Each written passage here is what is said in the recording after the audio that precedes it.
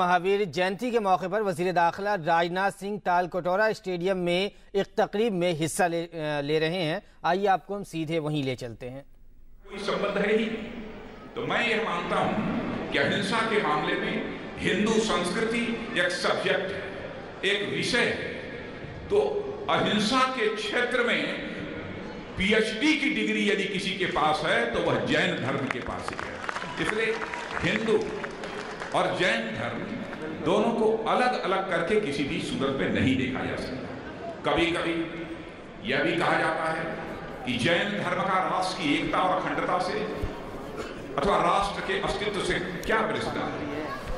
यह आरोप लगाने वाले अथवा यह शंका व्यक्त करने वालों को मैं कहना चाहता हूं कि यह राष्ट्र का जो संगठित स्वरूप दिखाई दे रहा है, इस राष्ट्र को संगठित स्वरूप देने का काम सबसे पहले यदि किसी ने किया था तो आचार्य चाणक्य के मार्गदर्शन में सम्राट चंद्रगुप्त मौर्य ने दिया। और सम्राट चंद्रगुप्त मौर्य यह जैन धर्म को मानते थे। इनका भाई राज्याभिषेक यदि हुआ था तो जैन परंपरा के ही आधार पर उनका राज्याभिषेक हुआ था। इतना ही नहीं, अपने जीवन के अंतिम क्षणों में जब उन्होंने संन्यास लिया तो वह कर्नाटक के श्रवणबेलगोला में रहकर उन्होंने अपनी अंतिम जिंदगी गुजारने का काम किया।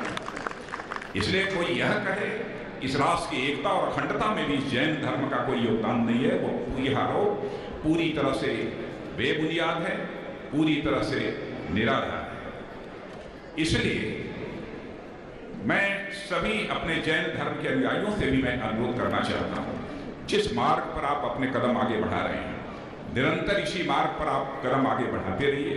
बहुत सारी समस्याओं का समाधान यदि निकल सकता है तो जैन धर्म के माध्यम से ही निकल सकता है। लोग यह भी कह सकते हैं जैन धर्म मानने वाले लोगों की संख्या बहुत ही कम है इस धरती पर, लेकिन मैं यह बात कह सकता हूं संख्या बहुत भले ही कम हो लेकिन गुणवत्ता इस जैन धर्म के मानने वाले लोगों में है। इसलिए समाज में वो अपनी श्रेष्ठता को भी सिद्ध कर सकते हैं, अपने आचरण से सिद्ध कर सकते हैं, अपने व्यवहार से सिद्ध कर सकते हैं। आज इस महावीर जयंती के अवसर पर इससे ज़्यादा कुछ न कहते हुए मैं बहुत कुछ बोलता, थोड़ी देर तक रहता, लेकिन हमारे लिए जल्दबाजी है, इसलिए मैं क्षमा चाहता हूँ। पुनः पूज्य संतों के चरणों में शीश झुकाकर और पूजनीय साध्वीगण जो बैठी हैं उनके चरणों में शीश झुकाकर मैं प्रणाम करता हूं और पुनः आप सबको महावीर जयंती के अवसर पर हार्दिक शुभकामनाएं देता हूं।